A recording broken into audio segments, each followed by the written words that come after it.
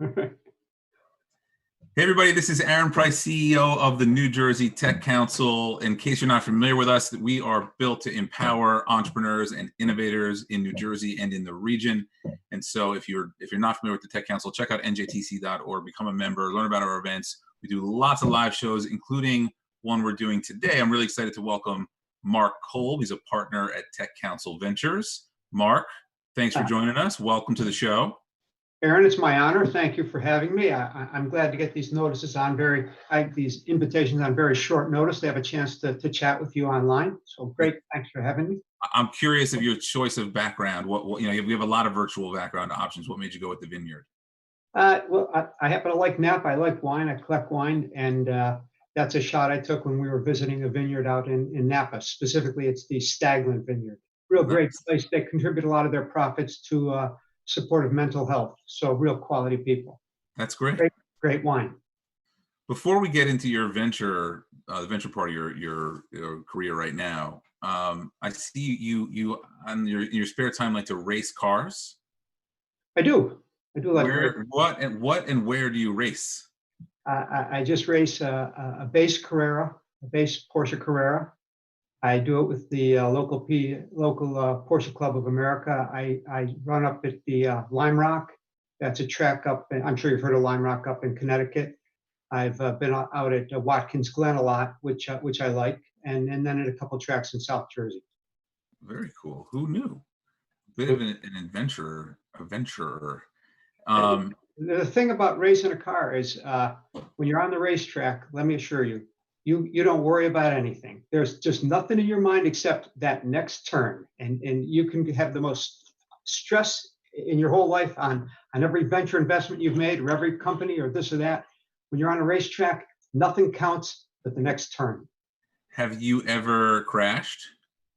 No, never crashed. I will say that there's periodic times when I've run off the track. And generally I just land in grass and the car spins around but no, never crashed. That's good. I hope you keep that record the same. I hope so. So before you got involved with Tech Council Ventures, you've been an entrepreneur yourself. Tell me about some of the businesses you've been involved in. Okay, I've run 5 or 6 different businesses. One in the pharma IT space, a couple in the healthcare IT space, and a couple of medical device companies. And a few of these companies I founded myself. At least once or twice I had been on the board of directors of a company and was, for whatever reason, invited to take over as CEO. Yeah. We took one business and that I was on the board. It was focused around patient-reported outcomes. And I ended up transitioning into the CEO role, and then we sold that company to Press Ganey, which is, you've heard, that's $1 billion player in the healthcare space. Yeah. And how did you get involved? We're raising the profile, I hope, of Tech Council Ventures. But for those who are not aware, tell people about Tech Council Ventures and what you invest in. Sure. Well, so Tech Council Ventures is a New Jersey-based early stage venture capital fund. We are, I would say, technology or industry agnostic, but we've got a couple of main pillars that we invest in. So we'll invest in the areas of digital health. We'll invest in areas of materials and energy, clean tech, and certainly a lot of SaaS businesses. Let me finish one thought. We'll generally write checks in the $500,000 to $2.5 million range up front, and then keep a couple $1 million reserved for add-on. And people say, is that the seed stage or is it Series A? I don't. That's almost a question of semantics to me. It's really a question of check size. And even though we might only write, say, a $2.5 million check, we just did a financing for $8 million where we led with the $2 million check, and then we had strategics invest the other $6 million. So we're certainly capable of a bigger deal, but ourselves up front usually in that $2 million range. Got it. And so what do you look for? Well, first of all, what's the size of the fund and how did you get involved? Okay, it's a $55 million fund. I've actually known my partner, Jim Gunton, for well over 20 years. It turns out when I was running one of my businesses, he was the venture capitalist that came and knocked on my door. He walked in one day and he says, "Hey, do you want some money?" Literally knocked on your door? Well, literally, you'll be happy to know this. He literally introduced himself to me at a New Jersey Technology Council function that I went to. So that was 20 years ago, at one of those functions. And he came, introduced himself, said he was, explained the fund. And he happened to be with Edison Venture at the time. And Edison Venture was the fund that invested in my business at the time. Yeah. And so, some people aren't as familiar with the success of Tech Council Ventures, but maybe you could share a little bit about how successful that first fund was. Yeah, I appreciate you asking that because it's really an important fact. Jim Gutton's first fund, the New Jersey Technology Council Venture Fund One, was what's referred to as a top 1% of vintage. And that's exactly what it sounds like. When it comes to specific financial performance, he was in the top 1% with that fund. And as you know, they benchmark the performance of a venture fund against the vintage because a fund that starts in year 2000 is going to behave differently or perform differently than a fund that starts in 2005, for example. Yeah. But top 1%. And let me just finish. He was top 1%, number one, because he invested in great companies, and number two, because he killed himself to help make those companies successful. And I think that's really the mantra right now. And that's what I hear from my partners, Jim and Steve, at every time. We want to invest in companies. We want to invest in companies with great entrepreneurs and great businesses, but we want to invest in companies that we can really help through our networks, through our connections, through our experience. We want to help those companies succeed. I mean, we think of ourselves as partners with those entrepreneurs when we invest in them. The tagline, I believe, is networked capital, right? Yeah.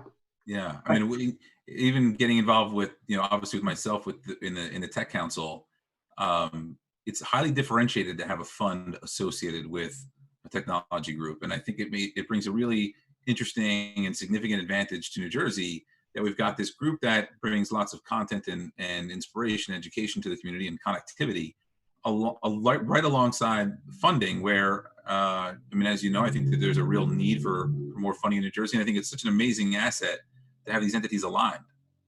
Yeah, well, and that's exactly right. And from our standpoint, we want to be there to support any of your members. And if your members are looking for financing, certainly whether it's the New Jersey Jumpstart, which is really the angel group, or whether it's Tech Council Ventures, we'd be glad to, for be an organization that your members can look to.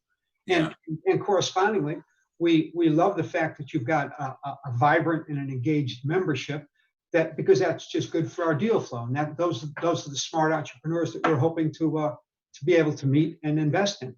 Yeah, that's right. And with that in mind, I want to bring on Jasmine Hoffman, our head of experience, where the two of you shared in a show that we launched last week called the Startup Showdown.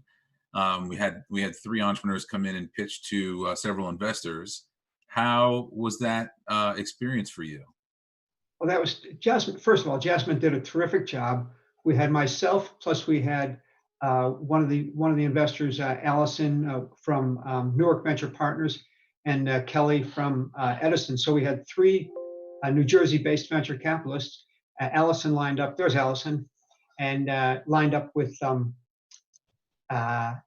us up with 3 good companies to work with, and it was a terrific experience. In fact, I'm literally going to talk to one of those companies later today as a potential investment. And that's the whole point. And I'm sure you meant there's Jasmine, who has joined us. Yes, who has joined. Welcome to the show. How's your experience with the council been so far? And especially, what did you learn from our first Startup Showdown? It's a loaded first question. So my counsel with the experience thus far has been all over the place. It's been in a great way, like invigorating, where we've been able to pivot. We've seen incredible responses to some of the calls to actions that we've shared out. We've been able to create brand new programs and content all remotely, all from our homes, all scheduled through calls and Zooms. It's been really cool to see people come together digitally, especially as a tech council. Startup Showdown was something that was great to work with TCV on. I think it was an awesome joint venture that we decided to do as a way to not only shine light on growing entrepreneurs and startups in this particular industry. It's a great way to give some investors a great opportunity for deal flow in a time when you're no longer meeting people out at events. And it's been great for our entrepreneurial community that's tuning into these shows to learn the do's and don'ts, ins and outs of a successful pitch, and of, quite frankly, creating and cultivating relationships with the investment community. Yeah, I know you had a question for Mark that you were trying to get into the chat, but we didn't get a chance to address, but maybe you want to bring that up now. Of course. So Mark, and this is a question I can't believe I haven't asked you yet, but to date, what is the best investment you've made? The best investment? Well, I've been doing angel investing my whole life. Well, I've been certainly the last 15 years. I've only been a member of Tech Council Ventures for the last 9 months. So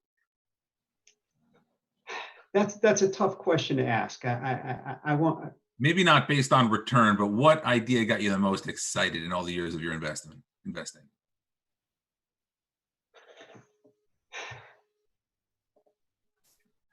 Yeah, I think I'm going to pass on that. I know exactly what I want. I know exactly what I want to answer, and I'm preferring not to answer it. That's all right. I'm curious to know privately what the answer. We'll have that conversation. I think you'll appreciate. I think you'll understand. So we're going to wrap it up in a minute, but Mark, for entrepreneurs who are interested in getting to know you and Tech Council Ventures, one, practically, what's the best way to reach out? And two, what should they send? Right, getting your attention is difficult. So what should people share with you to get that first meeting? Well, certainly any sort of a one-page overview of the business is the simplest for us to get our hands around, and we're available by email right on the website. Even better, to be honest, is if they're connected with any of the entrepreneurs, if they're connected with the accountants or the law firms or some of the bankers in the area that they're working with, if we get an introduction through one of those people, that bubbles to the top pretty quickly because it's people we know and trust. But if they don't have that sort of an entree, then a straightforward email to me. I read every email I get. If somebody sends me in a one page or a deck, we take a look at it. So it's email's a great way to do it.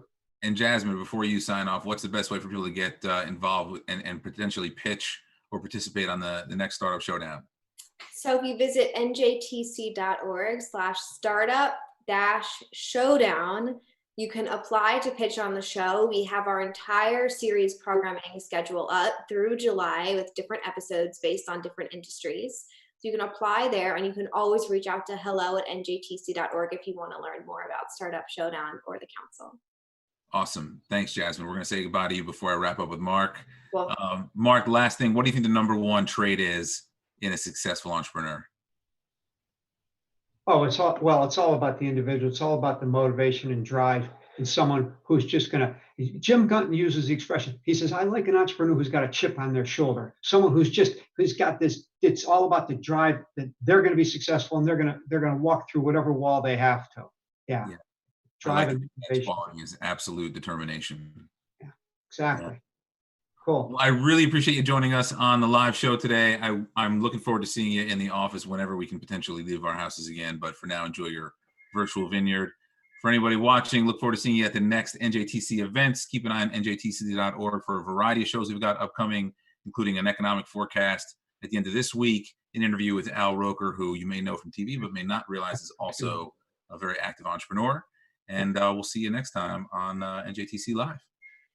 Fabulous. Thanks so much, Aaron. Thank you.